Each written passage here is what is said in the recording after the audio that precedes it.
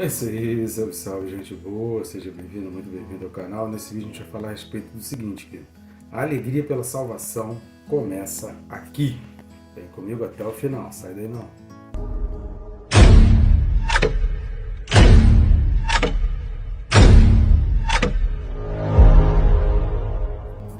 Mas antes não deixe de se inscrever, né, querido? Clica aí no botão, é bem rápido e fácil, só clicar aí no botão inscrever-se e aproveita e clica no sininho, marcando a opção todas, você é notificado a cada vídeo novo que é postado no canal. Eu conto contigo também, querido, para curtir, comentar e compartilhar. Curtindo e comentando, você faz com que organicamente o YouTube mostre esse vídeo para mais pessoas e compartilhando, você faz esse vídeo chegar onde nem eu e nem o YouTube conseguiríamos chegar. Então, querido, faz esse favor, tem sido bênção. A palavra de Deus é sempre bênção. Produzir a palavra de Deus e compartilhar a palavra de Deus sempre abençoa pessoas. Então, eu conto contigo nessa missão, nessa tarefa de ir pelo mundo e pregar o Evangelho a toda criatura. Nunca foi tão fácil. Então, vamos lá, o texto desse vídeo, Apocalipse capítulo 19 e o versículo de número 1. Apocalipse 19, 1 diz assim: Depois destas coisas, ouvi no céu uma como grande voz de numerosa multidão, dizendo: Aleluia! A salvação e a glória e o poder são do nosso Deus. Aleluia, né, cara? Glória a Deus. Lembrando sempre que nessa expressão depois destas coisas, novamente surgindo aqui na Bíblia, indicando essa virada de página, indicando seria nem exatamente uma virada de página, né? Seria um fechar de um livro para abrir outro livro, né? Significa agora é uma nova história, vem agora uma nova etapa, vem agora um novo momento, vem agora uma nova hora, como é muito dito aí em Apocalipse. Agora é a hora está chegando, então é um novo momento. Depois destas coisas, significa, ó, vamos mudar de assunto, agora o assunto é outro. Então é essa virada de página, ou essa mudança de livro, ou essa mudança de momento, ou essa mudança de panorama histórico que se refere a esse depois destas coisas.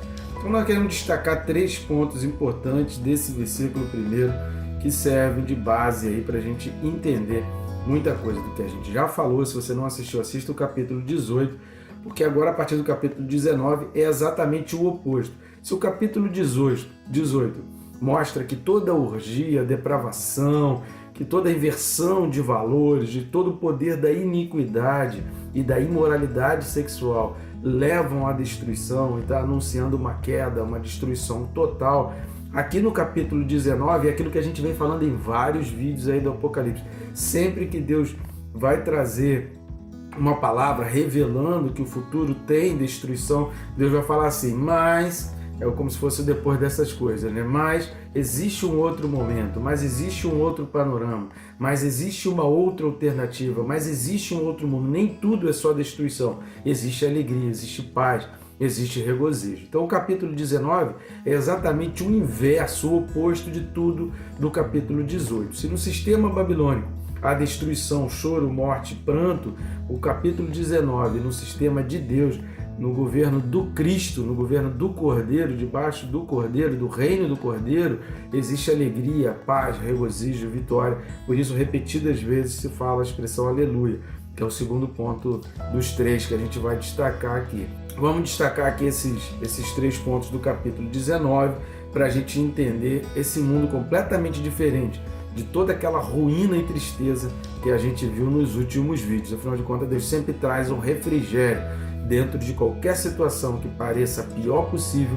Deus sempre traz um refrigério, uma palavra de ânimo, de esperança ao coração do seu povo. Lembrando que o livro do Apocalipse, para quem é de Deus, para quem é povo de Deus, é um livro de revelação, de alegria, de paz, de esperança. Para quem não é de Deus, querido, é desesperança, dor e pranto. Então vamos lá, a primeira coisa que a gente vai destacar é exatamente a expressão numerosa multidão. Apocalipse capítulo 7, versículo 9, vamos ler 3 versículos do Apocalipse que já explicaram a respeito. Esses 3 versículos a gente já tem vídeo aí no nosso canal falando sobre eles. Então se você quer mais detalhes, assista os vídeos correspondentes. Apocalipse 7, 9. Então Apocalipse 7, 9 tem um vídeo aí no canal e diz assim: Depois destas coisas, vi e eis grande multidão que ninguém podia enumerar, de todas as nações, tribos, povos e línguas, em pé diante do trono e diante do Cordeiro, vestidos de vestiduras brancas, com palmas nas mãos.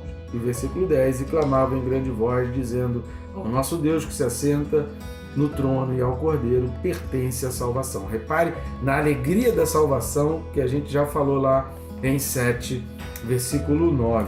E aqui está falando exatamente do mesmo povo, o povo que foi arrebatado, o povo que está no céu, o povo que está na glória com o Senhor, o povo que foi levado. Quantos são? Existe um número certo? Não, é incontável. Se é incontável, significa que eu e você podemos salvar ainda mais pessoas e que existem mais pessoas que Deus quer que esteja lá. Por isso é incontável. Então não existe um número certo daqueles que estarão no céu. O que a gente sabe que é certo é que essas pessoas descritas aqui no capítulo 19, esses que vão estar com júbilo no céu, são o mesmo povo que foi arrebatado no capítulo 7. Dentro da coerência do nosso entendimento, desse estudo da Bíblia, do Apocalipse, que a gente vem fazendo versículo a versículo aqui, o capítulo 7 descreve o arrebatamento da igreja, o levantar do Espírito Santo aos céus com a sua igreja, com o seu povo, a busca de Cristo da sua noiva, e a partir ali da 7ª trombeta, a partir do capítulo 8 de Apocalipse, a igreja já não está mais presente. Então aqui no capítulo 18 relatou toda a desgraça e todo o tormento do sistema babilônico e da grande cidade, da grande Babilônia,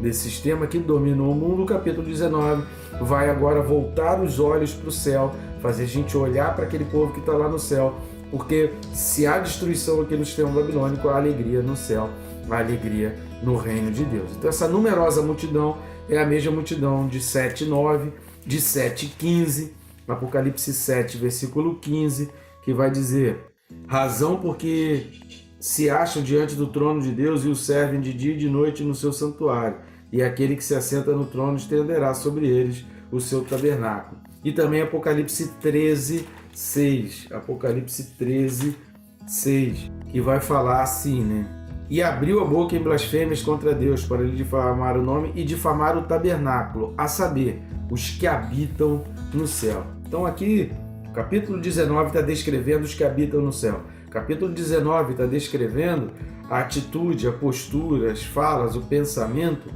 daqueles que foram arrebatados lá no capítulo 7 de Apocalipse. O capítulo 19 está mostrando a situação daquele povo que está no céu, não do povo que está na terra, exatamente para trazer uma distância, uma diferenciação, uma separação desses dois mundos, para que a gente faça a nossa escolha. Qual a nossa escolha? É o sistema babilônico ou o reino de Deus. Então aqui está falando dos arrebatados, um número incontável de pessoas.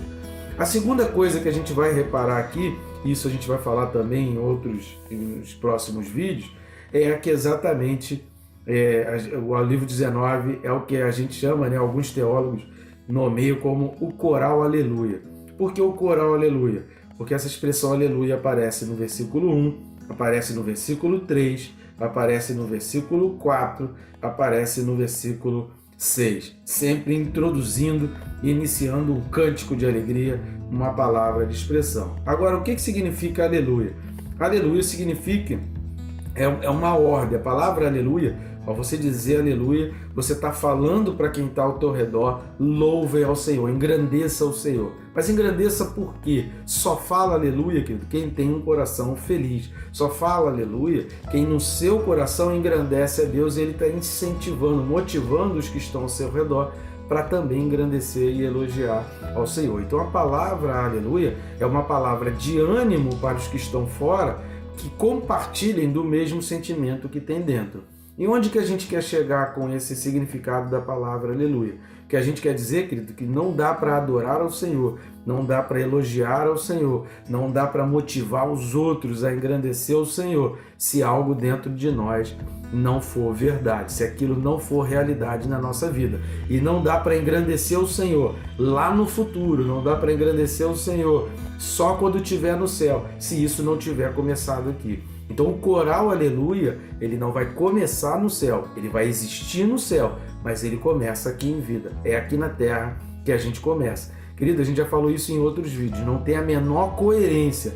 Alguém que não gosta de adorar a Deus, alguém que não suporta ouvir uma música cristã, alguém que sempre prefere ouvir músicas do mundo, alguém que não consegue abrir a boca para adorar ao Senhor, para engrandecer ao Senhor, para trazer palavras de elogio, para agradecer ao Senhor, não faz o menor sentido essa pessoa estar lá no céu. O que essa pessoa vai fazer no céu, querido? Se as coisas do mundo são mais agradáveis para ela e se ela prefere engrandecer, elogiar, enaltecer, motivar os outros só para coisas desse mundo. O que essa pessoa vai fazer no céu? Então a tua adoração, o teu louvor, você não tem que deixar para começar, quando eu estiver lá no céu eu vou adorar o Senhor. Se você não faz aqui na terra, você nem vai para o céu, querido. Se não começa aqui na terra, você pode ter certeza que esse momento futuro ele não vai chegar. Porque essas pessoas só são o coral aleluia, só louvam o Senhor lá porque refletem algo que tem dentro delas e que elas já viveram. Então aqui está falando de uma vida, está falando de um costume. E aí eu quero te pedir para ir lá para Daniel, capítulo 6, versículo 10. Houve um decreto, Daniel 6 fala de um decreto que houve ali e que as pessoas precisavam adorar ao imperador e não podia adorar nenhum outro Deus. Esse decreto ele já foi criado com má intenção. O objetivo desse decreto já era prejudicar Daniel. Então já foi criado com essa intenção. Não se iluda, porque o sistema que Daniel viveu, o sistema do Império Romano que João viveu, escreveu Apocalipse, é o mesmo sistema que a gente já está começando a viver. Então não se iluda se decretos, leis e organismos internacionais começarem a estabelecer metas. Já estabeleceu, a gente já falou aí da Agenda ONU 2030 e da Agenda ESG, que já está estabelecido e o único objetivo é destruir os cristãos, o foco é destruir os cristãos. Agora, o que Daniel fez? Qual era a postura de Daniel? No versículo 10 do capítulo 6 de Daniel diz o seguinte: Daniel, pois, quando soube que a escritura estava assinada, ou seja, que aquele decreto foi feito e já estava assinado e estava entrando em vigor, o que Daniel fez? Entrou em sua casa e em cima, no seu quarto, onde havia janelas abertas do lado de Jerusalém, 3 vezes por dia se punha de joelhos e orava, e dava graças a Deus diante do seu Deus, como costumava fazer. Daniel não foi lá orar 3 vezes, Daniel não foi lá para a janela que dava para as bandas de Jerusalém só porque soube do decreto. Não foi depois de saber do decreto. Aquilo era um costume de Daniel, que o decreto contra ele não o impediu. Então tem que ser costume. Não espere você descobrir que o sistema babilônico está atacando, não espere ser atacado pelo sistema babilônico para começar a louvar. Tem que começar aqui. Se você não começa aqui, querido, você pode ter certeza que você não vai participar desse louvor e dessa adoração, você não vai participar do coral aleluia. O coral aleluia só canta no céu porque cantou na terra. O coral aleluia só engrandece o Senhor no céu porque começou aqui na terra. Se não começar aqui, querido, nem entra lá, não vai para lá. Então é o coral aleluia que a gente está começando a falar aqui a partir do capítulo 19. E o último ponto para a gente destacar, querido, é que a salvação, a glória e o poder são do nosso Deus. Querido, o bem mais precioso que nós temos é a salvação. Isso é o que a gente tem de melhor, é o melhor presente de Deus para nós, é a salvação.